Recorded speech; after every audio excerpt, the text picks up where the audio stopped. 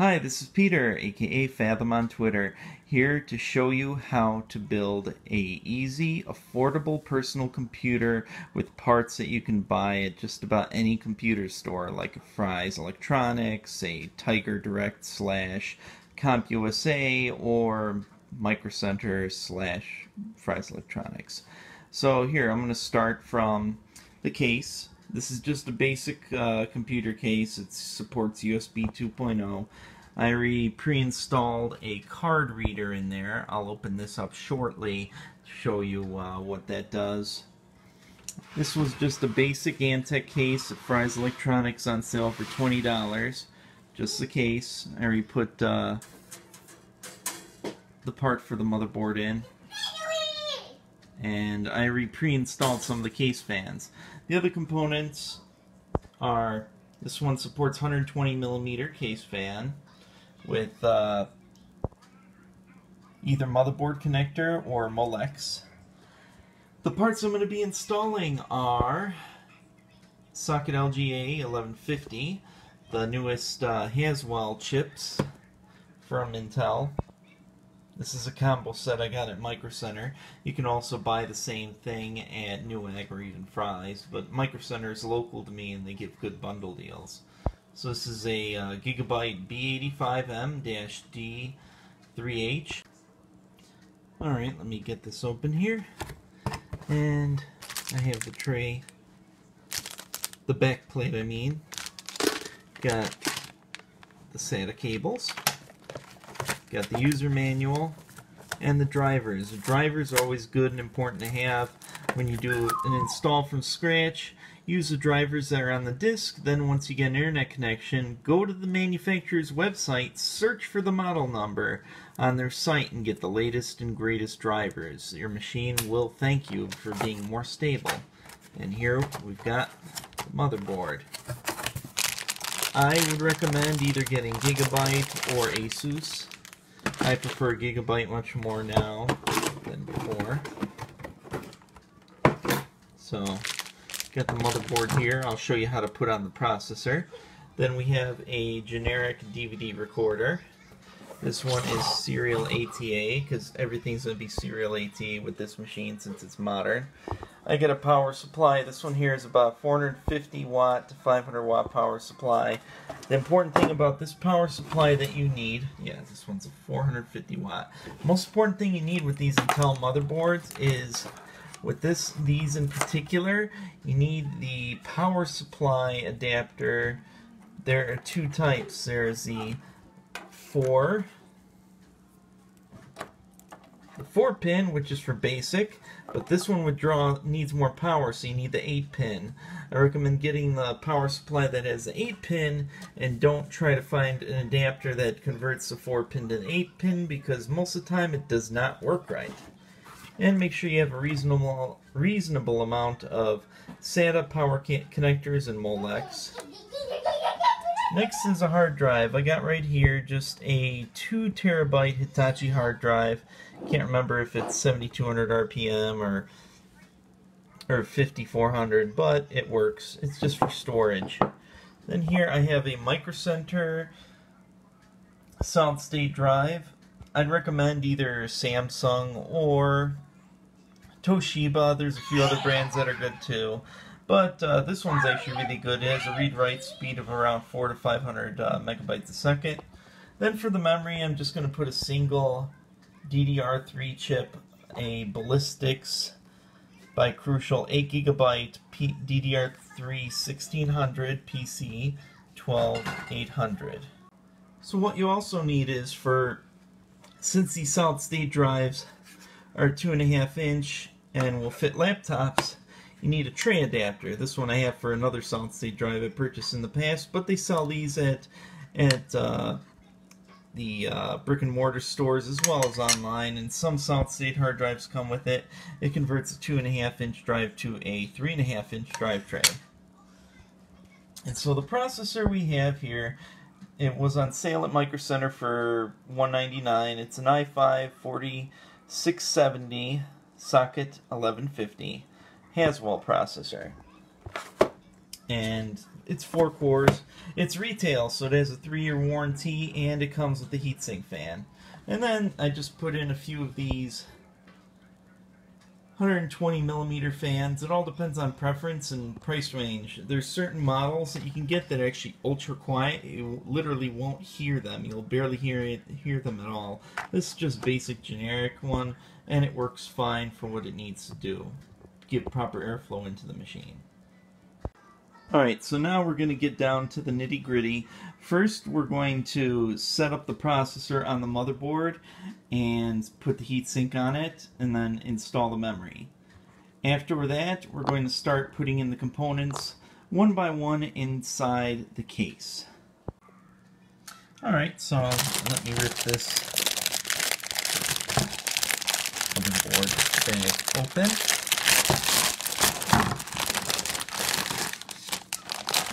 Lay it out. So as you can see here, you got your gigabit Ethernet, you got this piece of foam that can be taken off, you've got DVI, you got VGA, and you got HDMI. So this actually I think has an Intel HD 4000 series video built in here, or 4000 plus series, I can't remember. You got 1, 2, 3, 4 USB 2 ports, you got 2 USB 3 ports, and you have a onboard connector here. This is the USB 3.0 onboard connector. If you ever think about getting more USB ports, you can add 2 per set of these that are on here. Then you've got over here, these are the motherboard connectors for connecting power, reset, hard drive, and whatnot. Over here, this is one of the system fans that you can connect them, one of those case fans onto. And over here are the front port USB adapters. Here I think you connect the COM port, and then this is the audio for the front of the machine. Here you have your PCI Express slot, PCI slots, and your other PCI Express slot right over here. You can connect video cards mainly for this if you're doing gaming and whatnot, but this has onboard video. We're just going to stick with that. Over here is DDR3. You got 4 slots. These support 8 gigabytes each, which means you can put up to 32 gigabytes of memory on this board. Here's the ATX connector for power. And as you see over here, here's the 8-pin for the power for the processor. And another system fan for the case. Then you notice there's one over here. Let me get this better focused. Let me move it down here.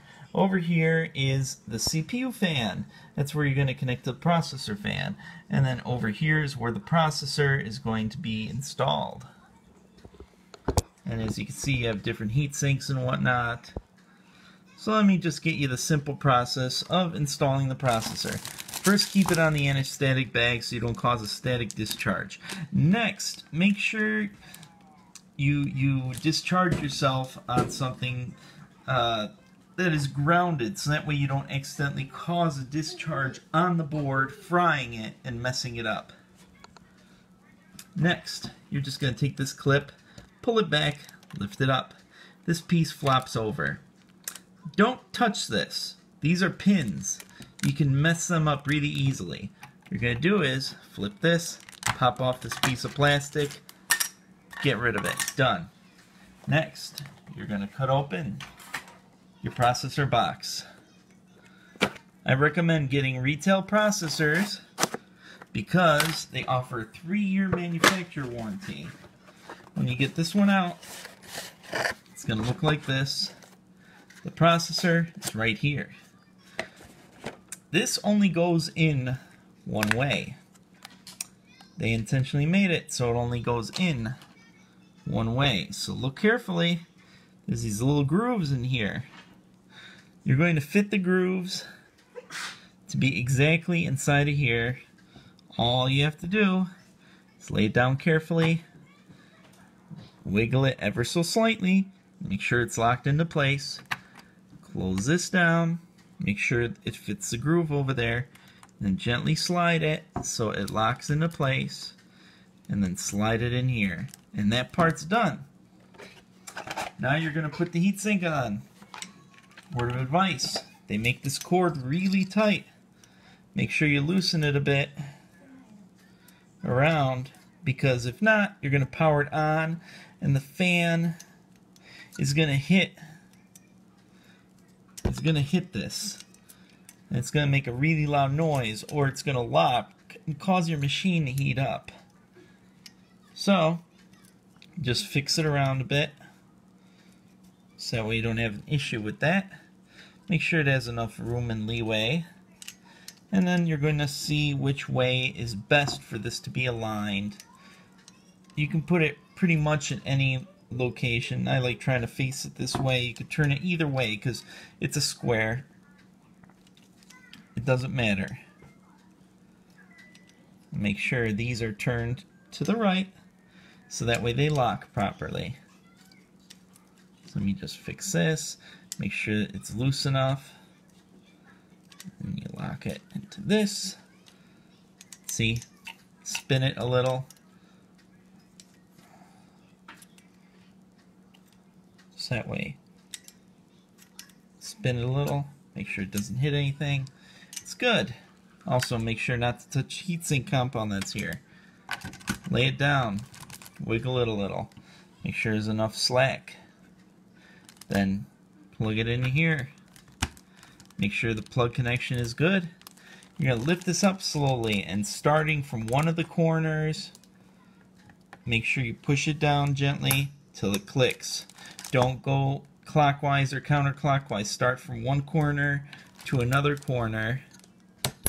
Make sure it clicks like that. You push it down, it clicks. The final corner is going to be the hardest. You got it all good. Make sure they all click, they don't pop up, they're all turned to the right. If you want to get them out, you turn them to the left and gently pull them, they will pop out. So, that was easy. Next part, we can install the RAM right now. I recommend installing the RAM now if it's small enough. I'm just going to rip it open right here. Make sure you're discharged from static electricity. Next, make sure the groove of the memory fits the groove of the board. You don't want to put it in backwards. See, if you put it in backwards, they made these etchings and grooves for a reason. That if you put it in backwards, it's not going to go in. If you force it in, you're going to break the board. So just make sure that it fits the groove. These sides are popped out. And from there, just center it, click it into place, jiggle it, set. And over here are the SATA ports as well. I'm not sure if I actually mentioned that. You've got 4 SATA 3 ports here. SATA 3 is faster than SATA 2, and then 2 SATA 2 ports. Recommend just connecting CD recorders to these ports or DVD recorders, because most of them only support really SATA 2. SATA 3 is good for SSD drives and your high-speed hard drives and whatnot. So always plug in like your main solid state to either 0 or 1, and then your other drives into 2 or 3. They always start, the first drive is always 0 with these. Alright, so next part that we're going to do is start installing these components inside the case. Alright, so I'm going to get this open. I already took off the screws. I recommend getting thumb screws for your machine. It makes your life a lot easier when you're dealing with computers. Also, when you deal with computers, let me just get this here. Be careful with cases. They can be very sharp and slice you open. You won't know that you're bleeding until your computer is soaked with blood. So be extremely careful with computer cases. Alright, so what I'm going to do is install this motherboard inside here. Sorry, I can't get too far of a picture, but I'm going to go into detail with what I'm going to be doing. What you can do to make yourself have an easier time is before you connect the board into the case, or before you put the board into the case, you could first set it down like this and rotate it. Then find out what connector goes on the board. If you have long enough cords like these, you can actually set them into place and make your life a lot easier. Just make sure to have that static anti-static bag over there so you don't have this touch the metal. Alright, so first let me go see here. Here's one called USB. We could put that on USB 2. Alright, so the reason I did a USB 2 is because I just want the front ports of this to be USB 2, USB 1. I actually want that card reader to be be USB 1. So I connect that and plug it in.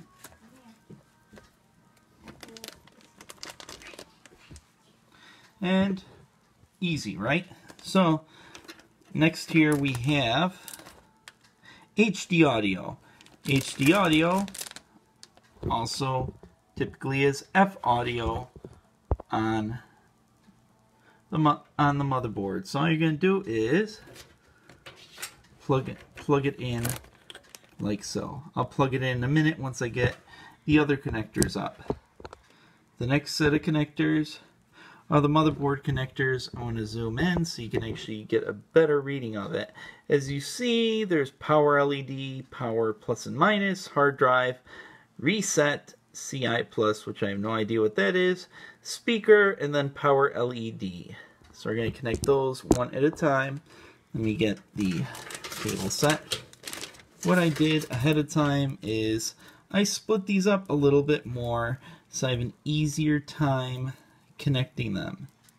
That's what I like about this one case in particular. So I got power SW, that's power switch. It's going to go into power right here. Next, hard drive LED goes into hard drive plus minus. Reset SW goes to reset switch, RES plus minus. Then there's power LED plus and minus. The reason they make these separate is some motherboards actually have it that there's a gap in between them. So all I'm going to do is it has power LED. See, this one has a gap. Minus and plus. Then some have power LED on the case to actually show that it has power. This doesn't have a speaker connector, but I have an extra one from another motherboard. These come in handy. That way you can hear computer errors.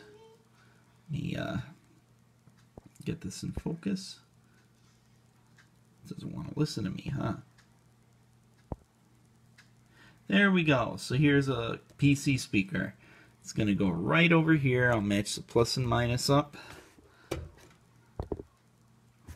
And there we go. I've got another connector. This is the audio one. This is the final connector. So I'm going to do it at an angle over here. A lot of these cables only go in one way except for the power connectors. Or the basic connectors. Then I got another one over here. This one is for the case fan. I'm actually going to pull it slightly and connect it to this one. It says this fan too. They're made for 4-pin fans. A lot of the case fans are only 3 fans, but they made it so it can handle more power. So I got this set. Alright, so that's good. The next thing we're going to do is the back panel. Need to put this guy in. So I should have actually did it first, but it's very easy to put in. I'm going to disconnect this fan. Lay this over here. Now the back panel is, you would just want to make it match and make it fit in properly. Some cases have a harder time to do this. So I've just got this right here. As you can see, you make it match up. Push it in gently.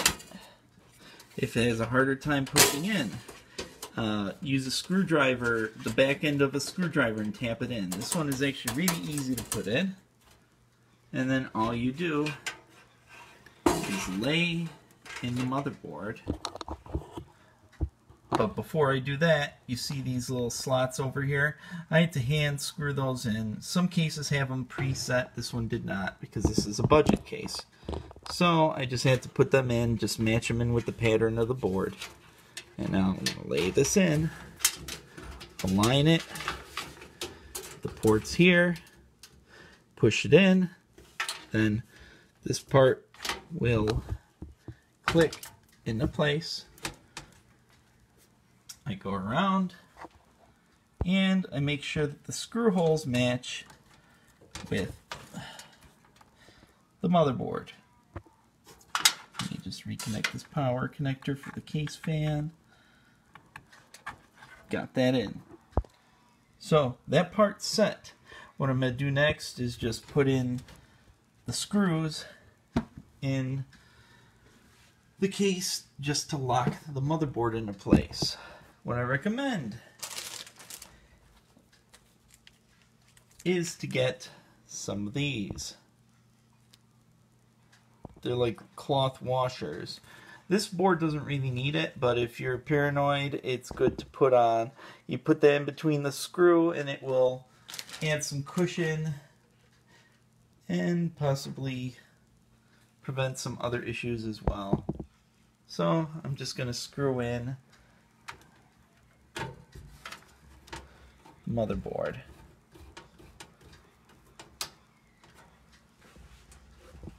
This uses the smaller screws, not the larger screws that came with the case.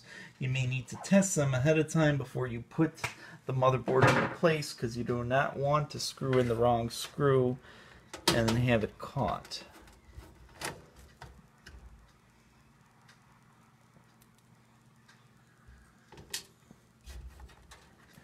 Also, it doesn't hurt to have a magnetic tip on your screwdriver, but that's another time.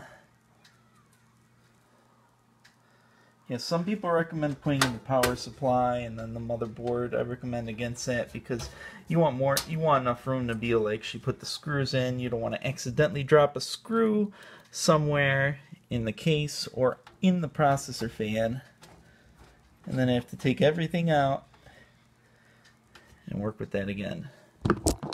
Alright, so I've got another case fan right here. I'm going to screw it in, or not screw it into, push it into the open slot on the motherboard. So that way, less plugs all over the place. So we got that set. Next, what we can do is actually put in the hard drives. Alright, so next we're going to put in the hard drives. I'm first going to put the 2 terabyte inside. I'm going to put it in the lowest. Yeah, I can actually put it in the lowest possible slot in this case, because I do not want to hamper the airflow for the case fan. So I got that into place. Make sure to screw in both sides. Don't be lazy and neglect one side, because the vibrations will cause the hard drive's life to shorten, as well as there could be a chance that you can damage your hard drive because of that. Alright, that's one side. And then we got the solid state drive and the tray adapter. I can slide that right inside over there.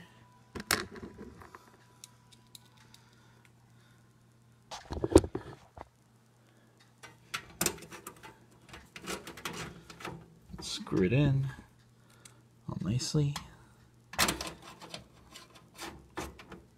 Now we will also put in the CD drive since it's laying down.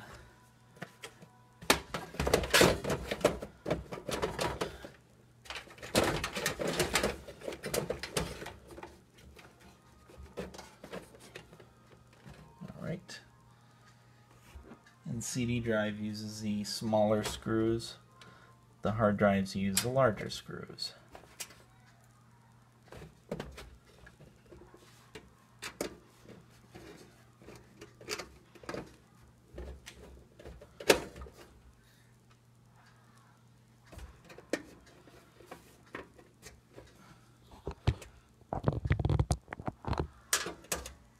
So I'm just screwing in the CD drive right now.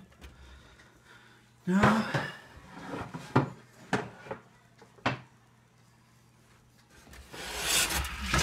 this.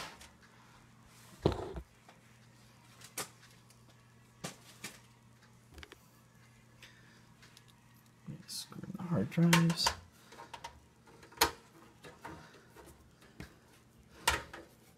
Make sure you have proper static discharge so you don't damage any of this equipment. Because remember, some of it's cheap, but some of it can be really expensive, like the hard drives and the solid state drives.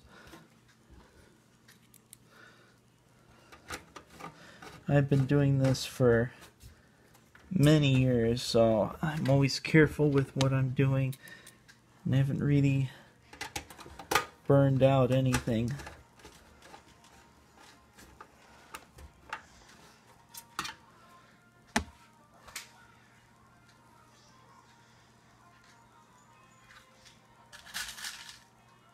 Also, it's always good to have extra sets of screws just in case.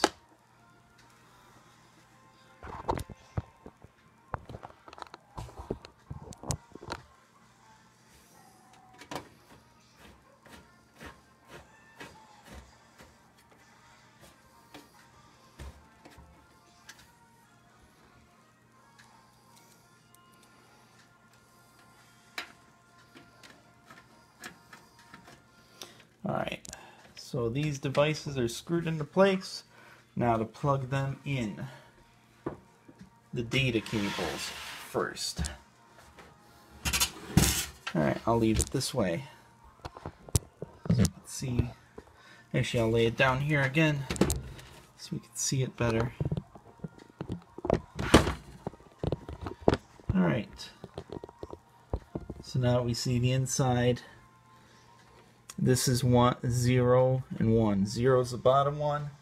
And we're going to take the new SATA cables, one's right here, and plug them in. Got 0, that's the bottom drive. They got clips now. And then got 1.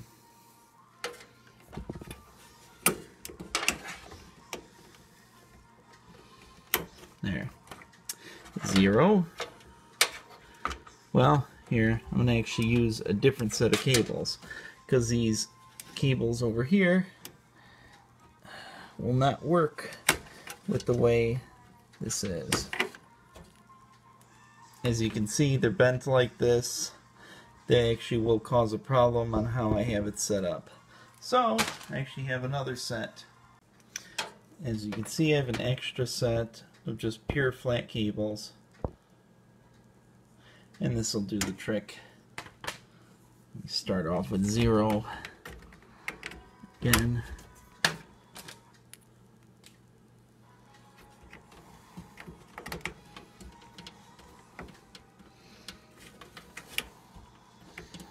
And 1. 0. It's right here. Tuck the cable away. If you want to make it fancy, you can actually use a either a zip tie or a piece of wire and whatnot, and just wrap it up like so.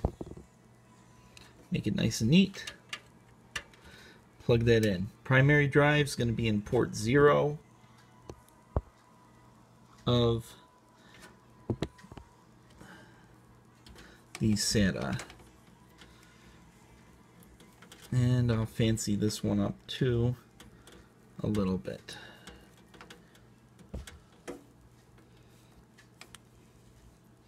Yeah, if you make your cables nice and neat, it makes it a lot easier to work on later on if you have a problem. Then just click it. Let me pop it out. There we go, click. And from there, there's not much else left. Just make sure these cables are nice and tucked in. I can use piece of wire or whatnot, and actually connect it to this set here to prevent it from flying all over.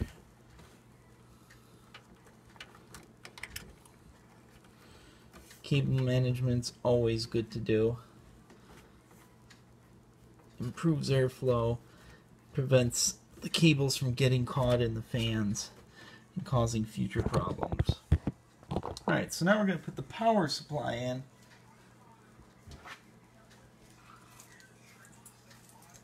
To make it easier, before you plug in anything, or before you screw in anything, just connect the motherboard connector. This is a 24-pin connector. Most motherboards support 24-pin nowadays. The older ones had 20 pins. Some of these actually allow you to snap it off or pop off and use it. So what I'm going to do is, get this into focus, I'm going to connect it to the board. It only goes in one way. You put this clip where the clip goes into the motherboard. And hold the motherboard gently while you clip it into place. Sometimes clicks, sometimes doesn't. As long as it's pushed in all the way, it's fine. The next one, I'm going to take the 8-pin connector. The 8-pin one right here. Plug it into the board for the processor. Click it in. Next, make sure that these screw holes are properly aligned with the case. They'll only screw in one way. If you go wrong, flip it and it should be fine. So,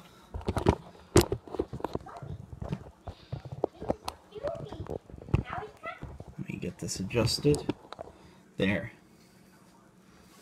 Now I'm going to put in the 4 larger size screws and screw it in to place.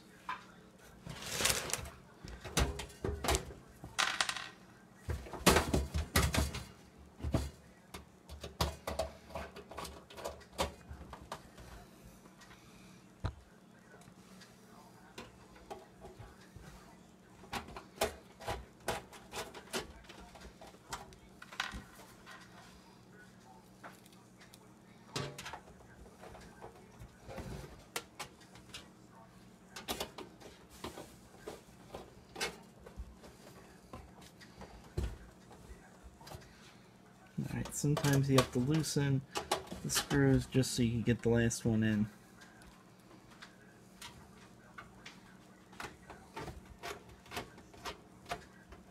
There, once you got all 4 in, tighten them. Also, once you have everything done, make sure the power switch is set to the on position. Alright, the next part that we're going to do is, from here, we're going to connect the right power connectors to the machine.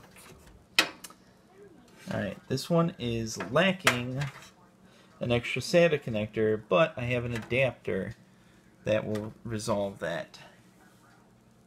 Alright, I found the adapter. Always make sure that your power supply that you purchase has enough SATA ports, or if it doesn't, buy an extra connector to convert the Molex, which is this, to a SATA connector. So, I'm going to connect it up to this part over here, this one right here, and with that,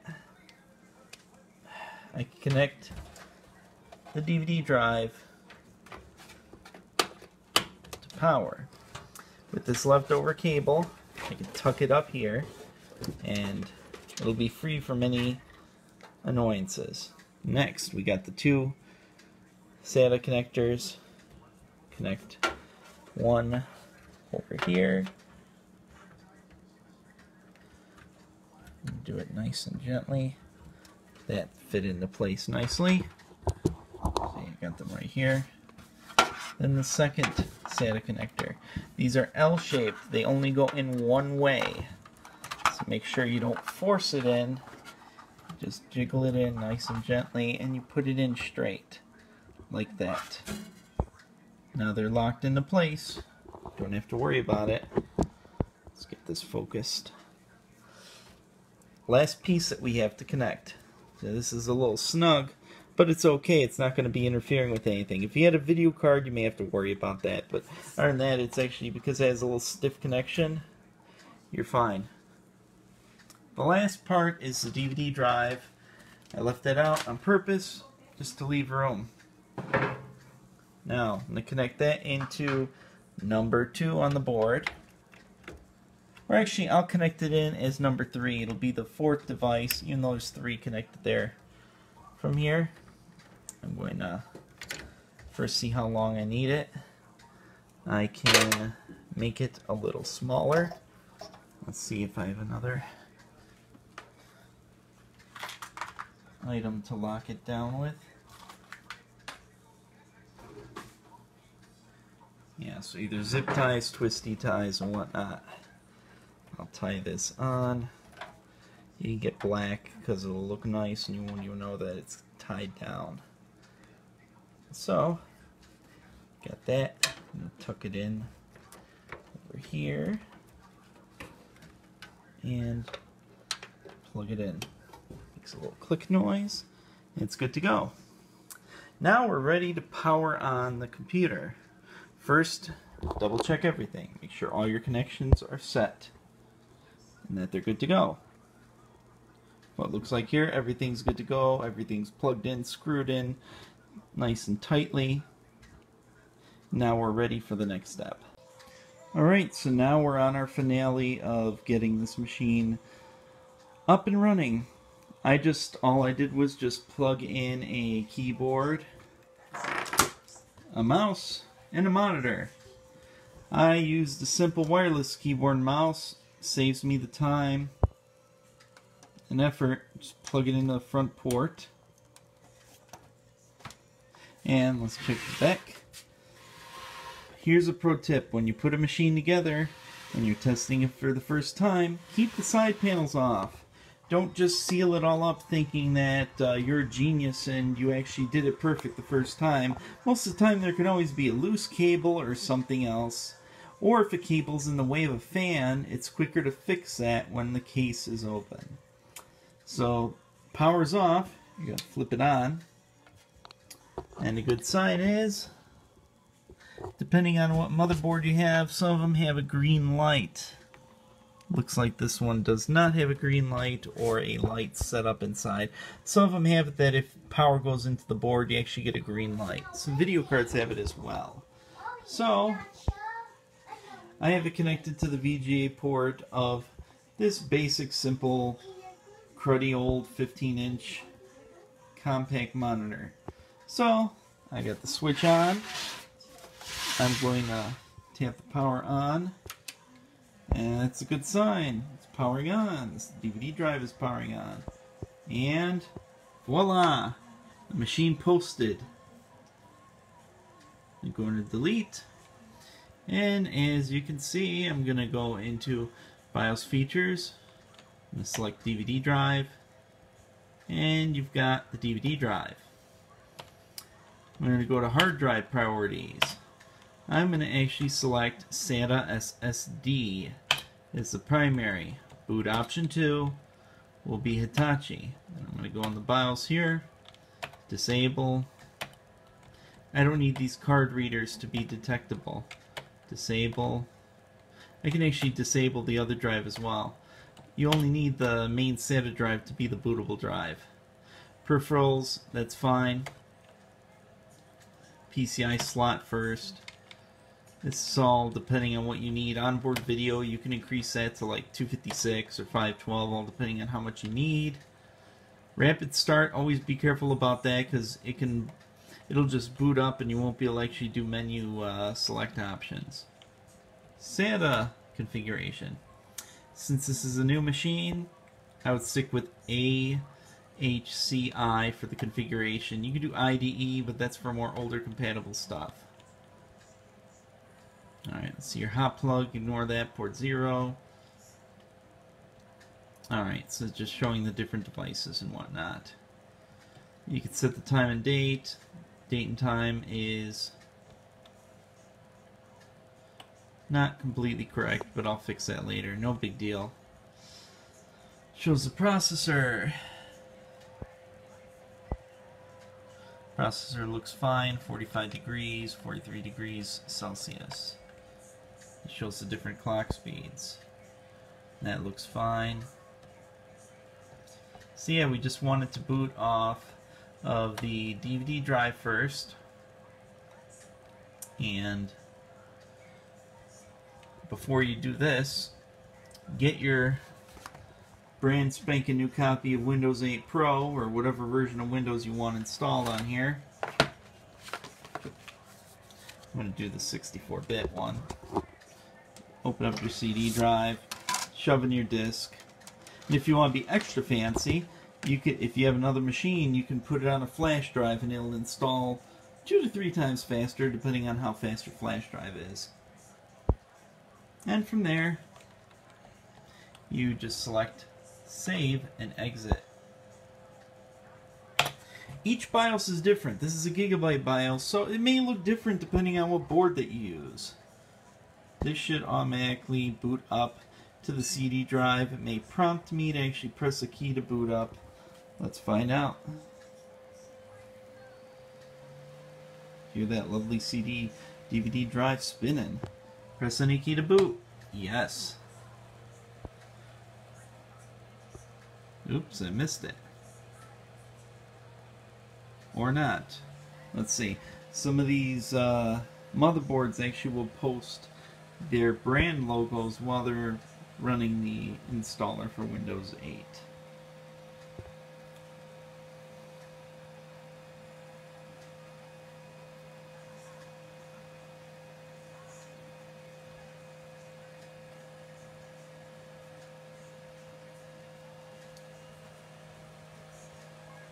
Alright, so you got English, English, US. We're going to click on Next and Install.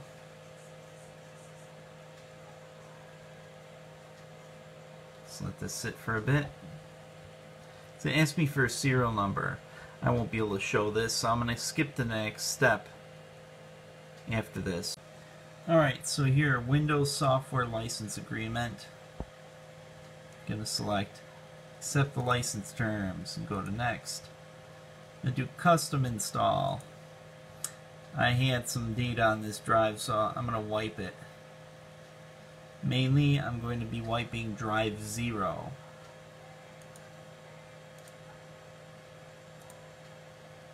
If you're paranoid and you have previous hard drives installed on your machine, if you're going to install Windows, have your computer off first, unplug those drives, then plug in the main drive that you're going to install Windows on, because you do not want to accidentally delete the partition of the hard drive that has your important data. So as you see, this is a drive I want to put drive 0. It's a 120 gig solid state drive. I'm going to select that one and do Next.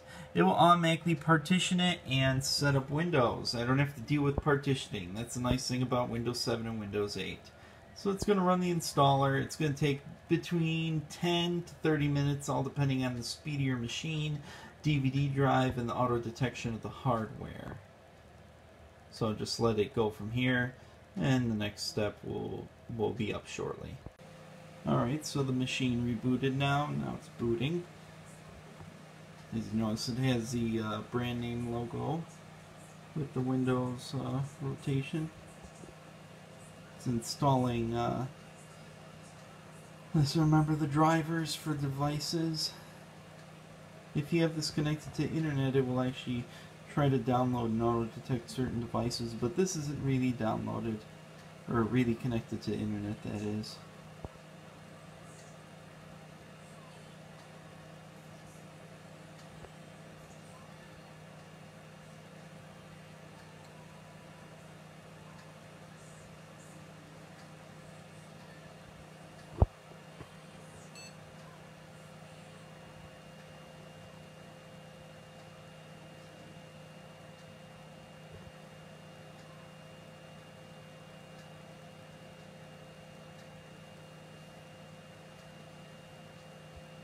Alright, now you're at the personalized screen. One thing, don't need the CD anymore. Take that out. And take your driver disk, this one's a gigabyte disk, and stick that sucker in. So take out the Windows disk, put the driver disk in, just leave it in there for now. You're going to use it. Personalize, I'm just going to call this Peter.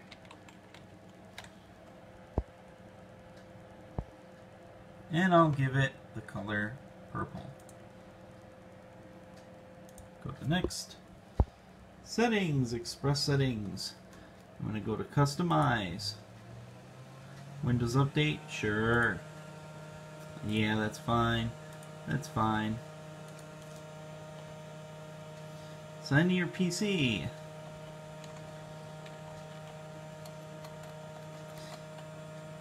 I'll just put user for username. Finalizing your settings. If you have an internet connection that's active, it'll actually ask you to connect to like a Hotmail or Windows Outlook.com account.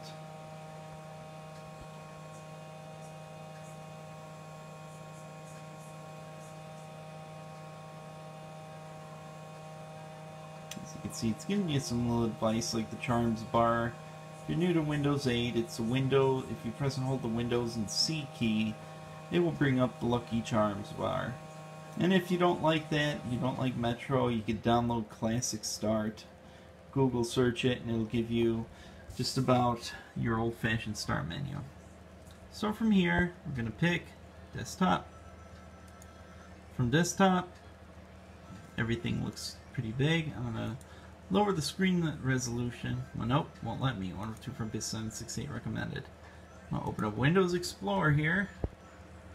Trusty Windows Explorer. Open up the computer. Go to the CD drive. I'm going to select whatever executable is on this. Now let me go back, right click. That's the thing. Autoplay doesn't work. If I go to autorun.ini, run.exe, okay. Run.exe. Yes.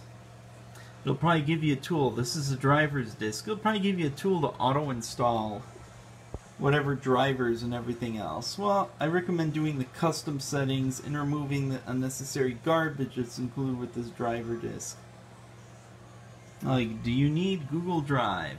Nope. Chrome? Yeah, that's fine. Google Toolbar? Nope. Internet Explorer, Norton Internet Security? Nope, it's just a trial. Drivers, yes. Drivers, yes. Drivers, yes. Drivers, yes. Drivers, yes. On-off charge is cool too. So, yeah. Once you do that, click on Express Install, and all the items that are checked will install automatically, unless, remember, it will auto-reboot the machine and continue where it left off for finishing the drivers installed. So once you're done with this, your machine is pretty much set.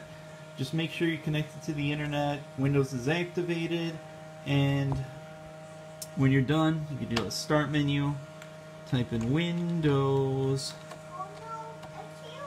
Update, then go to Settings, and select Windows Update. From there, you can check updates, check for updates now, and finish installing your updates. Since this is Windows 8, you'd have to update it to Windows 8.1. You would do all the Windows updates.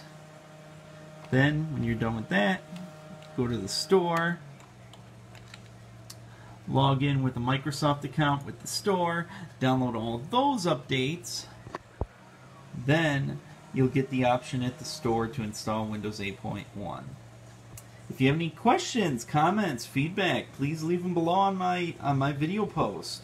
And I hope you enjoyed my video on how to set up and build an easy desktop machine from scratch with simple parts that you can get at the computer stores.